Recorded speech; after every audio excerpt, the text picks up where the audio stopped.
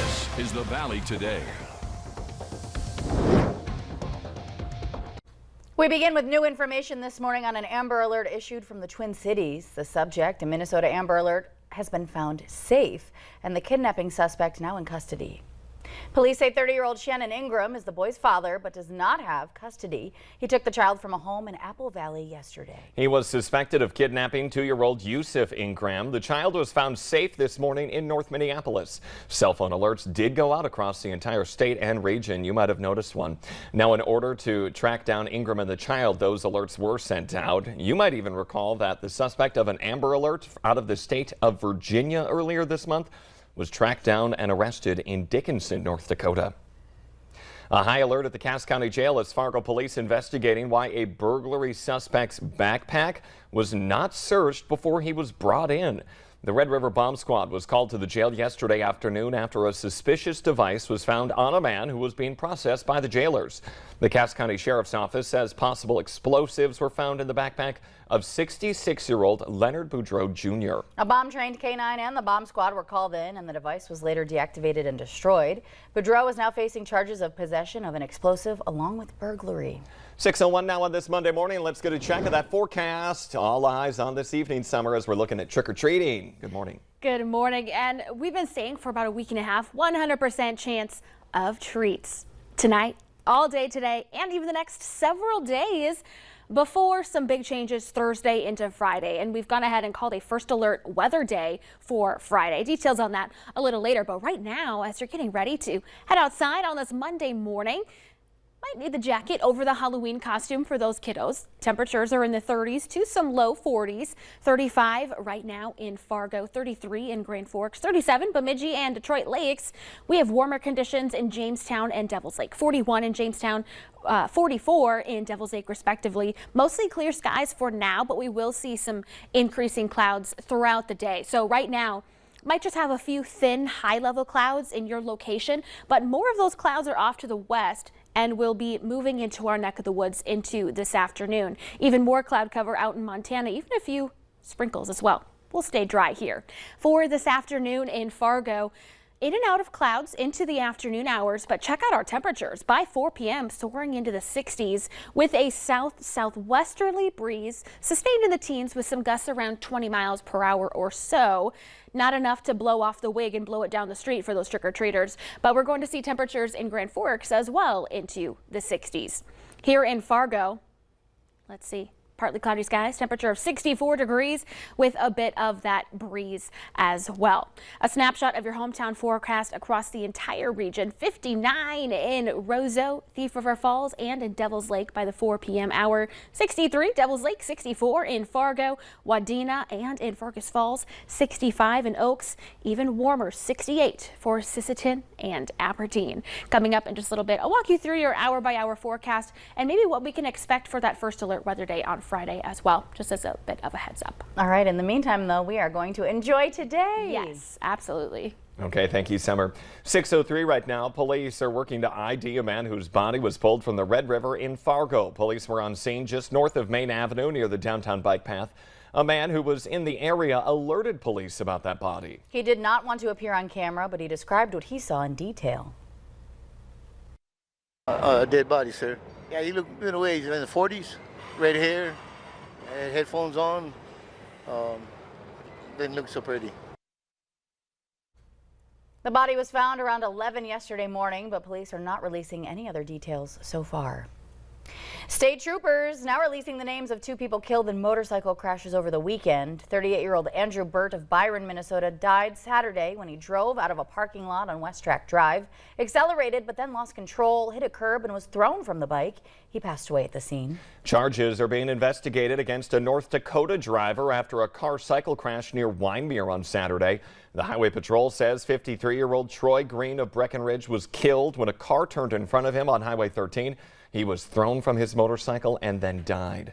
Meanwhile, friends and family are remembering that Breckenridge man as a friend to everyone. Valley News Team's Aaron Walling reports on how loved ones are supporting each other as they grieve this great loss. And I will miss him. Emotions are still high for the friends and family of Troy Green, the 53-year-old man who died on Saturday after a crash near Windmere. He touched a lot of hearts he's such a giver, so that's probably the best memory and what I will remember him most is his heart. His family uses many adjectives to describe Green, from teddy bear to funny. It's kind of hard to even really put it to words. You know, there's so many things that you could say about him. It's just kind of hard to do it just in one sentence. His laugh, everybody talks about his laugh. And you would laugh just knowing how he laughs.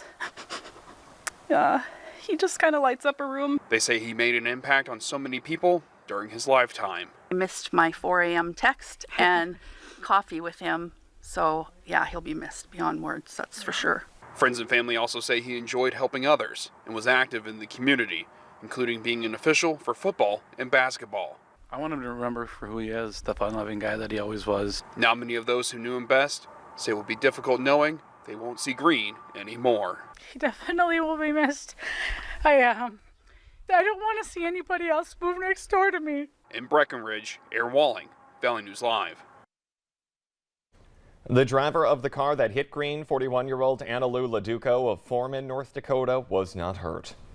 One man is hurt following a rollover in Grand Forks. Police say 18-year-old Adam Wisniewski was driving on 32nd Avenue South yesterday when he crossed the center median into oncoming traffic, hit a tree and flipped, ending up in the Hugo's grocery store parking lot. Officers say his injuries were not serious, though.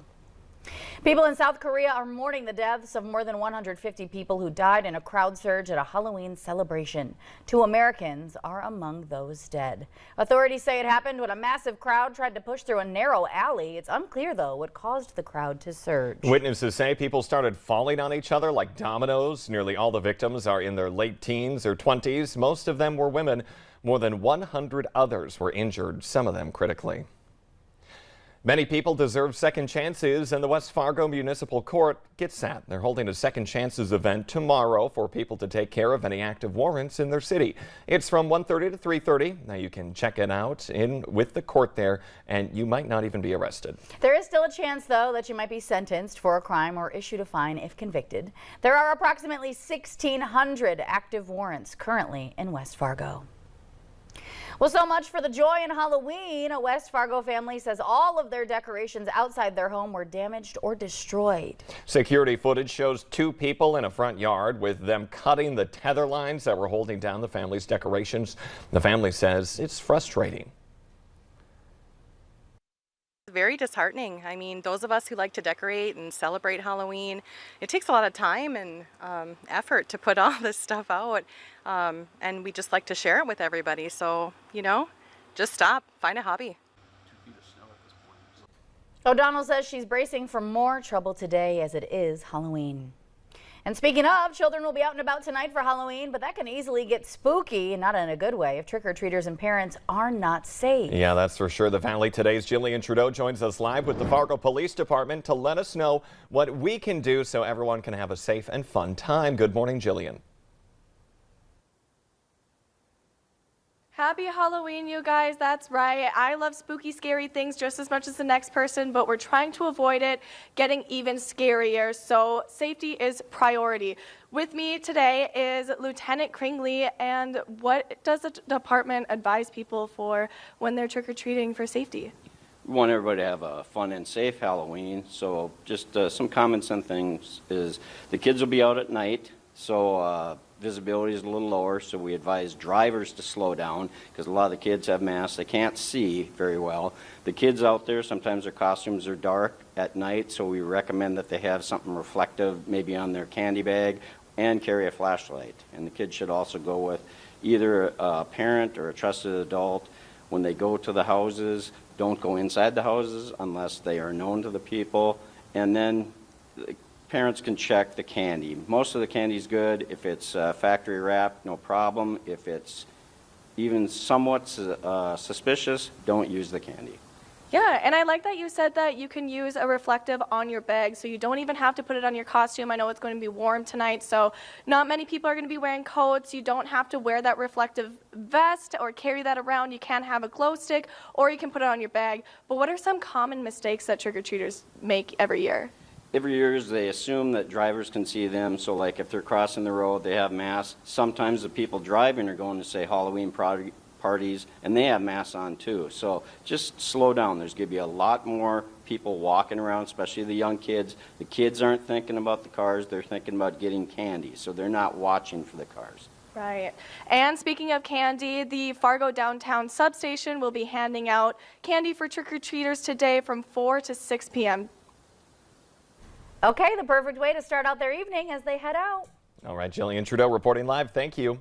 This decent fall weather we've been having is allowing for continued construction projects. We have another heads up for folks this week. Starting tomorrow, traffic will be down on Main Avenue in Fargo between 34th and 40th Avenue South. Crews are finishing some sidewalk repairs in that area, and they expect to be done by the end of the day on Saturday. Still ahead on the Valley today, social workers in squad cars. A Minnesota department that's under fire is now giving officers a new tool to handle mental health calls. And we're jumping outside for a live look across our region. When we come back, weather to plan out your day as it is All Hallows Eve. We'll be right back.